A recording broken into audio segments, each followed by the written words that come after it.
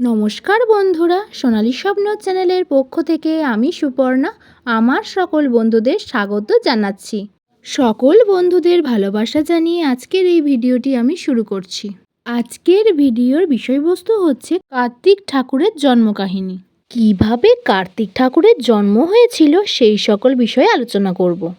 আশা করছি আজকে কার্তিক ঠাকুর সংক্রান্ত এই ভিডিওটি আমার সকল বন্ধুদের খুব ভালো লাগবে, তাই ভিডিওটি শেষ পর্যন্ত দেখার জন্য সকল বন্ধুদের কাছে অনুরোধ রইল। তাহলে চলুন বন্ধুরা, ভিডিওটা শুরু করা যাক। প্রতি বছর দুর্গাপূজাতে মা দুর্গার সাথে তার 4 ছেলে মেয়ে কার্তিক, গণেশ, লক্ষ্মী, সরস্বতী দেবী দুর্গার সঙ্গে আসেন। আবার কার্তিক মাসের সংক্রান্তিতে কার্তিক ঠাকুরের পুজো করা হয়। কার্তিক ঠাকুরের অন্যান্য নাম হল অম্বিকেয়, নমুচি, স্কন্দ, অগ্নিজ, বাহুলেয়, কুমারেশ, কুটুধ্বজ ইত্যাদি।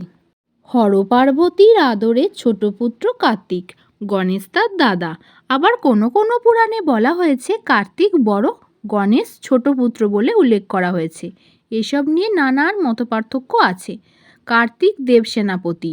তারকাসুরের অত্যাচার থেকে বাঁচার জন্য দেবতারা একজন শৌর্য বীর্য সম্পন্ন দেবসেনাপতির খোঁজ করছিলেন। অবশেষে সকলে মিলে মহাদেবের শরণাপন্ন হলেন, তপস্যা ভঙ্গ করে অন্তত যাতে একটি পুত্র তিনি দেবতাদের উপহার দেন। এতে শিব সম্মত হয়ে পুত্রলাভের নিমিত্ত পার্বতীর কাছে যান। কিন্তু শিবের মনোবাসনা পূর্ণ হওয়ার পূর্বেই দেবতারা তার দরবারে হাজির হলেন। মহাদেবের তেজ গিয়ে পড়ল পৃথিবীতে। বসুন্ধরা এই তেজ সহ্য করতে না পেরে তা অগ্নিতে নিক্ষেপ করলেন। অগ্নি আবার সেই মহাতেজ সরবণে নিক্ষেপ করলেন, আর এই সরবণেই একটি সুন্দর সন্তানের জন্ম হলো। ঠিক এই সময় 6 জন কীর্তিকা মানে অগ্নির 6 পত্নী সেই পথ দিয়ে যাচ্ছিলেন।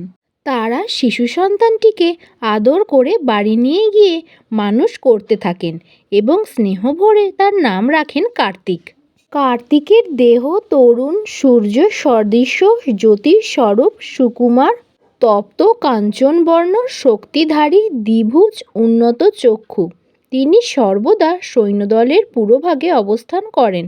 কার্তিকের জন্ম নিয়ে আরও নানা কাহিনী প্রচলিত আছে।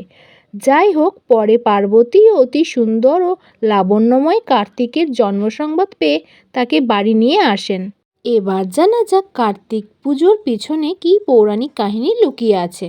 কথিত আছে জমিদার জয়নারায়ণ পাল, শ্যাম পাল ও লক্ষ্মীনারায়ণ পাল নিঃসন্তান ছিলেন।